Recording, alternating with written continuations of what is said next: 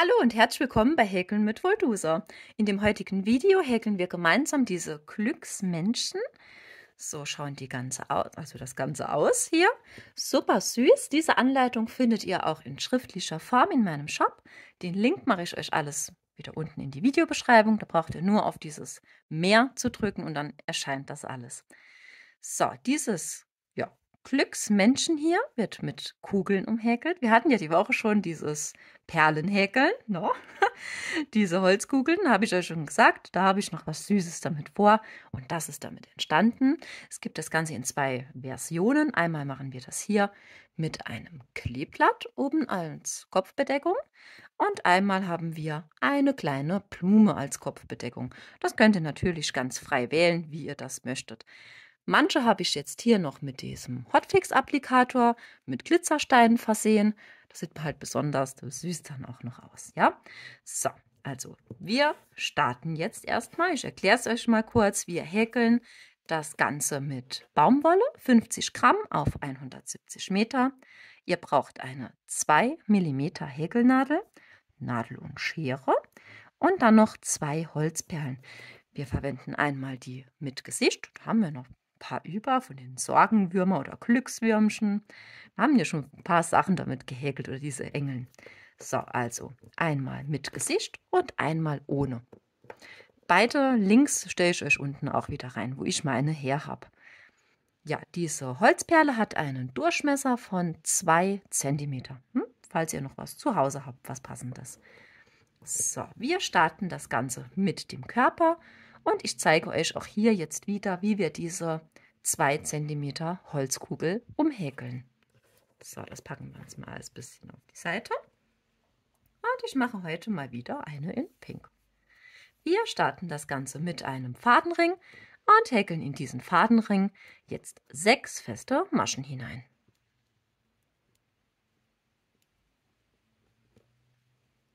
Ist das geschafft? Finger rausziehen und den Fadenring zuziehen. Es geht weiter mit unserer nächsten Runde und in der verdoppeln wir jetzt jede Masche. Das bedeutet, wir häkeln immer 2 feste Maschen in jede Masche hinein und kommen dann auf eine Maschenanzahl hier von insgesamt 12. Habt ihr das dann geschafft, holen wir jetzt uns einen runden Markierungsfaden und legen uns diesen in das Häkelstück so ein. Ich habe jetzt eben noch natürlich vergessen, euch zu sagen, welche Wollfarbe ihr braucht. Ne? Für das Kleeblatt natürlich grün, ne? Das machen wir jetzt noch schnell. Und hier, ihr braucht wirklich gar nicht viel Wolle. Ihr könnt auch super kleine Reste verwenden. Einfach Farben eurer Wahl. Ich verwende für diese Schuhe gerne mal schwarz oder Anthrazit. Ja? So, also noch kurz mal dazu. Haben wir dann, jetzt geht's weiter, haben wir dann unser Fadenring hier, also Faden hier eingelegt, als unseren Markierungsfaden, einfach so über die Masche legen. Geht es jetzt weiter in der nächsten Runde mit einer festen Masche und die nächste wird wieder verdoppelt. Doppelt ist immer zweimal in einem. So, und das wiederholen wir hier immer. Eine feste Masche und eine Verdopplung. So, bis wir hier hinten immer wiederholen, bis wir hier an unserem Markierungsfaden wieder angekommen sind. Ihr das dann geschafft und seid hier an dem Faden angekommen, holt ihr euch diesen von hier hinten, klappt ihn einfach so über das Häkelstück drüber und das machen wir jetzt wieder nach jeder Runde, klappen wir den immer hin und her. Das markiert uns dann immer unsere Runde. Es folgen jetzt insgesamt 3 Runden, je eine feste Masche in jede Masche. Da braucht ihr gar nicht viel zu beachten, einfach nur die Runden zählen und überall eine feste Masche rein. Und das Ganze, wie schon gesagt, 3 Runden lang. Ich mache die schnell und bin gleich wieder da. Bin ich wieder zurück. Ich habe jetzt meine 3 Runden fertig gehäkelt. Hier dieser Anfangsfaden von unserem Fadenring, der ist noch arg lang. Den kürze ich mir jetzt einfach ein Stückchen zurück. Wir holen uns jetzt unsere Holzperle. Wenn ihr die mit Gesicht nur habt, ja, also meistens sind da immer welche drunter, die sind nicht so perfekt. Dann könnt ihr auch gerne immer die verwenden. Ne? Dann bekommen die noch eine zweite Chance. Also es ist genau die gleiche Größe halt. So, ich habe jetzt halt hier extra die Unifarbene, ne? Also Natur. Und den legen wir uns jetzt hier so ein, diese kleine Holzperle. Achtet darauf, dass die Öffnung halt genau hier an unserem Fadenring liegt. Ne? So, dass wir das nachher auch hier durchschieben können. So, also Perle rein, oder Kugel halt, einmal rein und jetzt geht es weiter mit einer festen Masche und einer Abnahme. Auch das immer wiederholend. Die Abnahme, wenn ihr hier euch das anschaut, eine Masche besteht immer aus hinterem und vorderem Maschenglied. Wir halten jetzt erstmal hier so ein bisschen den Faden fest, gehen einmal mit der Häkelnadel durch diese erste vordere Masche. So, und führen die dann so ein bisschen nur nach vorne und gehen direkt in die nächste vordere Masche hier rein. Ziehen uns einmal den Faden, dass wir wieder 2 Schlaufen haben und maschen das Ganze ab. Das sind diese unsichtbaren Abnahmen. So, und wie gesagt, wir wiederholen das hier immer. Eine feste Masche und eine Abnahme. Ist auch diese Runde geschafft. Markierungsfaden wieder rum. Und jetzt folgen insgesamt 6 Abnahmen. Also wir häkeln jetzt jede Masche hier immer zusammen. 6 Mal das Ganze abnehmen. Hier bin ich wieder zurück. Ich habe jetzt meine 6 Abnahmen hier gehäkelt. Den Markierungsfaden könnt ihr euch jetzt ruhig rausziehen. Und wir beenden das Ganze mit einer Kettmasche in die nächste Masche. So, einmal Faden abschneiden, einmal durchziehen. Und den fädeln wir uns jetzt direkt mal in eine Nadel ein. So, das wird hier nicht vernäht. Das brauchen wir nachher noch zum das Ganze, die restlichen Teile durchzuschieben. Also vernähen wir uns nur den Faden, wenn wir den gerade so ein bisschen hin und her so an diesem Häkelstück durchziehen, ja? So, den Rest schneidet ihr dann ab und dann habt ihr schon perfekt die Kugel hier umhäkelt. So, also haben wir schon perfekt hier den Körper. Den legen wir uns jetzt erstmal auf die Seite und es geht weiter mit den Armen mal zuerst. So, die Arme, beide werden natürlich komplett gleich gehäkelt, ne? Wir starten mit einem Fadenring. Gehen wir mit der Häkelnadel einmal rein und häkeln 4 feste Maschen. So, also die erste, zweite, dritte, vierte. Finger raus und Fadenring zuziehen. So. Wir schließen das Ganze zu einem Kreis, indem wir jetzt mit der Häkelnadel in die erste Masche einstechen und uns eine Kettmasche ziehen. So schaut das Ganze jetzt aus. Das ist schon mal unsere kleine Hand. Und jetzt häkeln wir noch den Arm, indem wir einfach 7 Luftmaschen direkt anschlagen. So, Faden abschneiden, lasst hier ein längeres Stück. Einmal durchziehen. Das lange Stück brauchen wir nachher noch zum Annähen, ne? Und hier diesen Anfangsfaden von unserem Fadenring, der muss natürlich hier vernäht werden. Den müsst ihr nicht einfach abschneiden, sonst, das sieht man. Das sieht man einfach. Das wird so ein komischer Zippel, ne? Also dieser kleine Schritt hier macht viel aus. So, und das Ganze, das braucht ihr natürlich noch ein weiteres Mal. Ich sage es euch wieder kurz. Es war ein Fadenring mit 4 festen Maschen, mit einer Kettmasche zum Kreis schließen und direkt 7 Luftmaschen hochhäkeln. Wir dann beide Arme fertig gehäkelt, packen wir uns die auch erstmal kurz auf die Seite. Und es geht weiter mit den Schuhen und den Beinen. Das häkeln wir alles an einem Stück, halt mit Farbwechsel. Wir beginnen unten hier an diesen kleinen Schuhen. Ja, also ich mache jetzt hier immer ganz schwarz oder Anthrazit. Das könnt ihr natürlich, wie ihr wollt. Könnt ihr auch bunt machen, sieht auch schön aus. So, wir starten wieder mit einem Fadenring und 6 festen Maschen darin.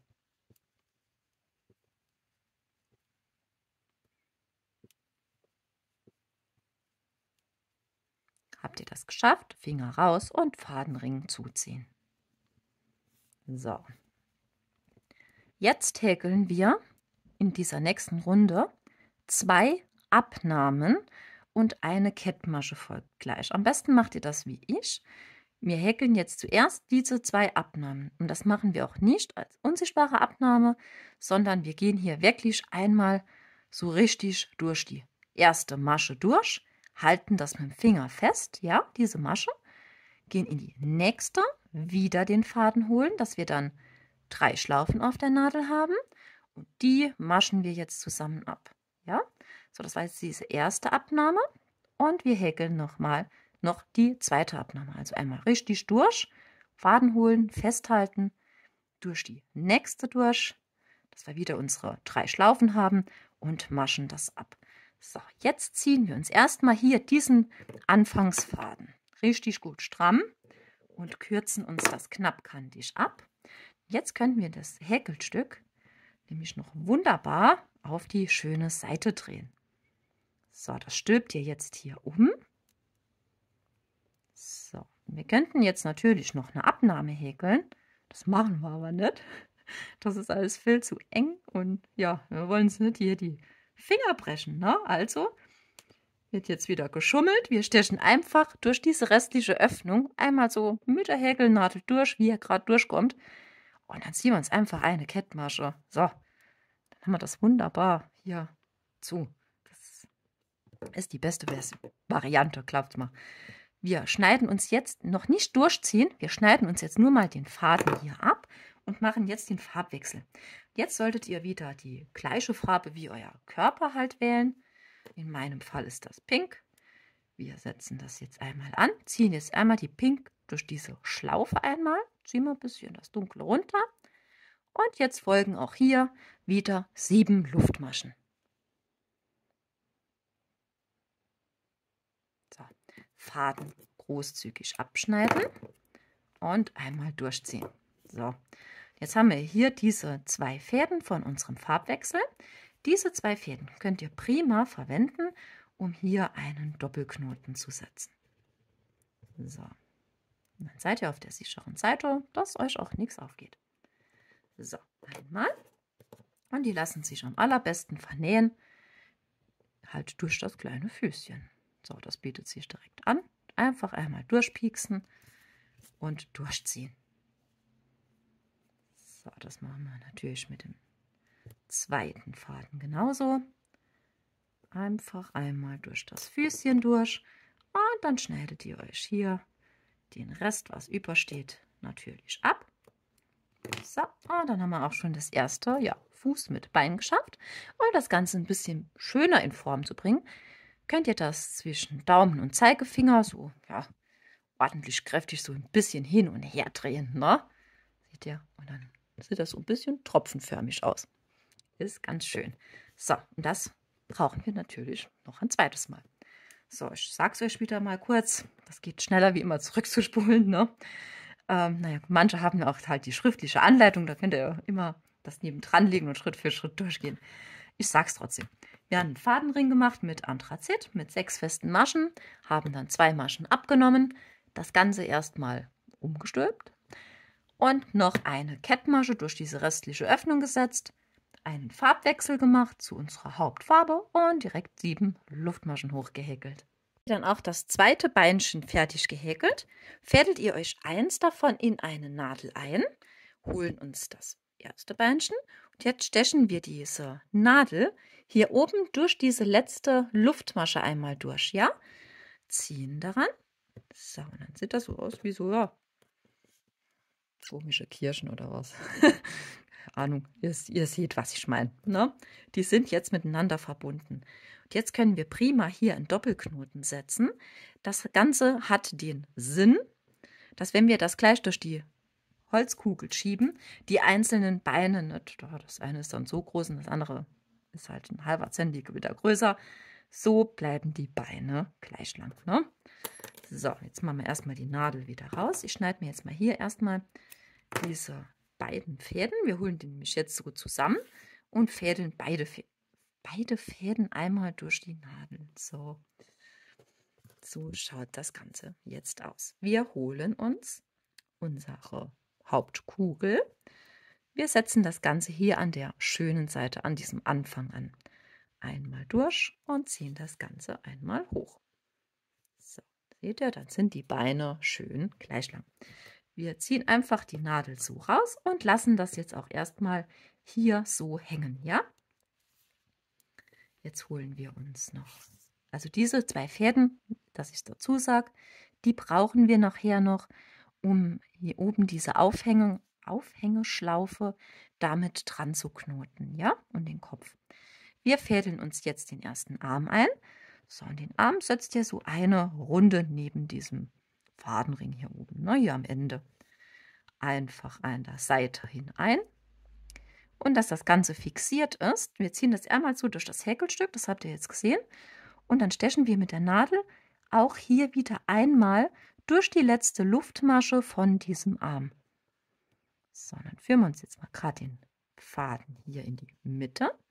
Das lege ich mir nach vorne hin ab, weil hinten die brauche ich noch. Und den lege ich mir nach vorne. Wir holen uns jetzt erstmal das zweite Ärmchen hier. Und das setzen wir natürlich gegenüberliegend an. So, einmal durchziehen. Gleiche Prinzip hier.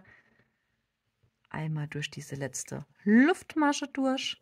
So, dann verzieht sich hier nichts und ihr habt nicht auf einmal so einen einzelnen hässlichen Stück Faden oben, ne?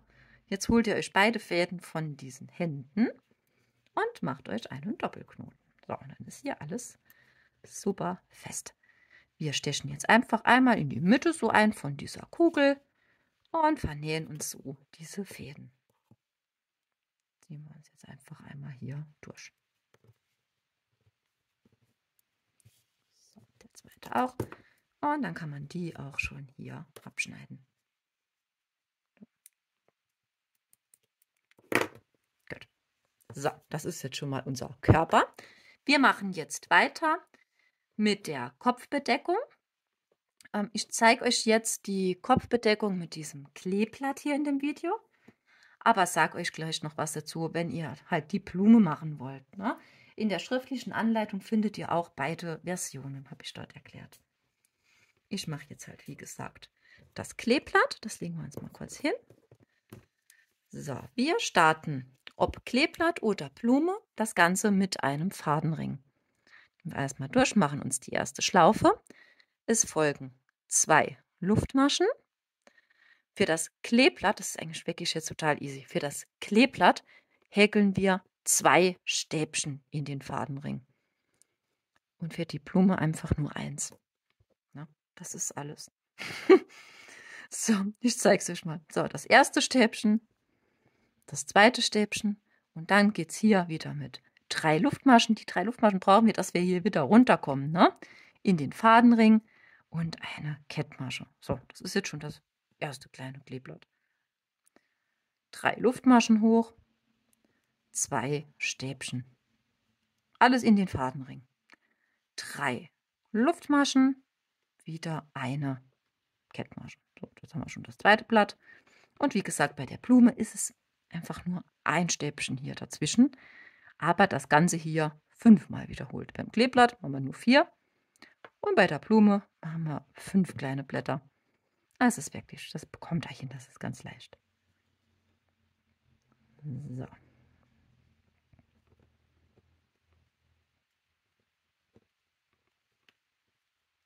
Solltet ihr jetzt hier Probleme haben, das alles hier um den Finger zu häkeln, holt den Finger ruhig raus. Haltet euch das einfach so ein bisschen fest hier zwischen den Fingern. Dann könnt ihr wunderbar weiter häkeln.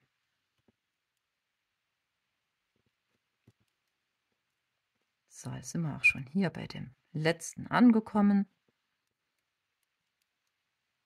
So, noch die Kettmasche. Zieht diese Blätter so ein bisschen auseinander. Faden abschneiden, durchziehen. So, also ein bisschen auseinanderziehen, dass ihr hier diesen Fadenring besser, ja, das untere Teil schnappen könnt zum Zuziehen. So, jetzt ziehen wir das gut so. Und da haben wir auch schon hier unser kleines Kleeblatt. Und diesen, ja, Faden von unserem Fadenring vom Anfang und der letzte Faden, den verknoten wir uns jetzt wieder und vernähen uns direkt schnell.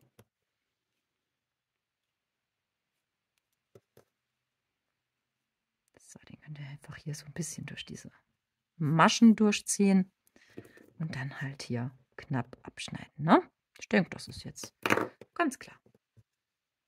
Ist das dann geschafft, legen wir uns das Blatt oder Blume halt mal kurz auf die Seite und wir machen jetzt diese Aufhängung und Schlaufe. Das ist alles ein Schritt. So, wenn ihr euch jetzt euren Faden für die Schlaufe holt, achtet darauf, dass ihr hier wirklich am Anfang ein gutes, langes Stück habt. Das brauchen wir nachher noch, um diese Schleifen nachher zu knoten. Ja, also hier schon ordentlich was hängen lassen. Bei mir sind das bestimmt 25 cm oder 30 sogar. Aber das liegt daran, weil dass ich mit kleinen Fäden nicht gut Schleife binden kann. So, also lasse ich mir das extrem lang. Aber das muss natürlich jeder für sich selbst entscheiden. So, wir machen uns eine Schlaufe, gehen mit der Häkelnadel rein und wir setzen jetzt eine Luftmaschenkette mit insgesamt 40 Maschen an. Habt ihr diese 40 Luftmaschen hier gehäkelt? Schaut ihr, dass das Stück halt jetzt gerade ist, dass es nicht so verdreht ist. Und wir gehen jetzt einmal mit der Häkelnadel in diese erste Masche rein. So, halten uns das Ganze so fest.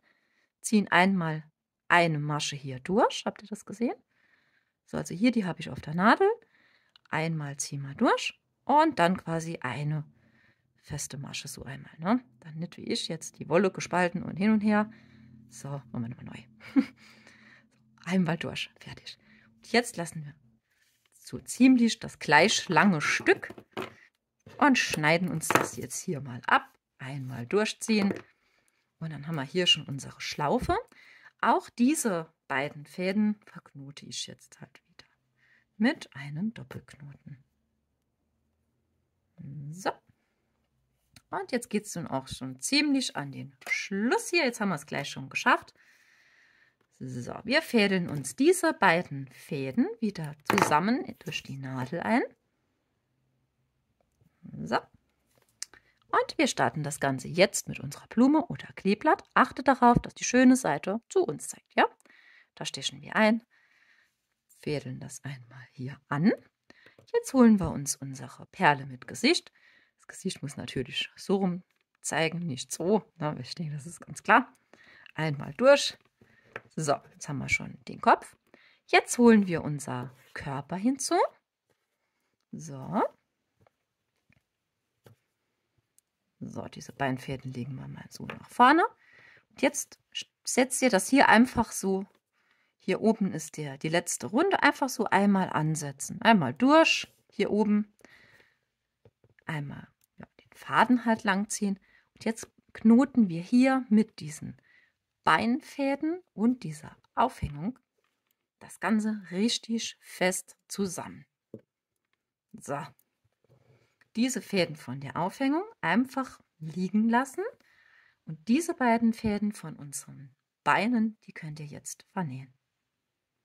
So, die fädeln wir uns jetzt auch gerade mal zusammen ein. Es bietet sich hier an, die zusammen einzufädeln und einfach hier durch diese Holzperle durchzuziehen. Ne? Schneiden wir uns den Rest wieder weg. So, und bevor wir jetzt diese Schleife hier binden, schieben wir jetzt den Kopf so ein bisschen runter, das Ganze. Holen uns hier diese Aufhängung, einfach einmal so rumklappen und setzen uns hier einen ganz normalen Knoten. So, und diesen Knoten, da achtet ihr jetzt darauf, dass ihr den so ziemlich mit den Fingern halt so fest und so stramm wie möglich Richtung Kopf zieht. So, und dann haben wir hier nämlich auch gar keine Probleme mehr. Ne? Dann ist das alles wunderbar fest. So, wer möchte, kann jetzt noch einmal hier den Faden so rumwickeln. Das braucht man aber gar nicht unbedingt.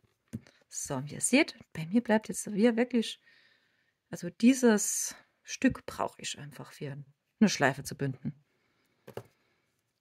So, ich mache das nämlich lieber immer ein bisschen größer, ist auch eigentlich verrückt. Ne? Manche Sachen häkel ich hier mit Mikro und Nähgarn. Bin ja zu gut für eine Schleife zu binden. So, aber wir kriegen es hin.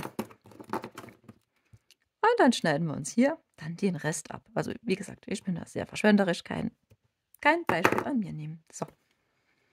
Und dann sind wir auch schon fertig. Schaut mal.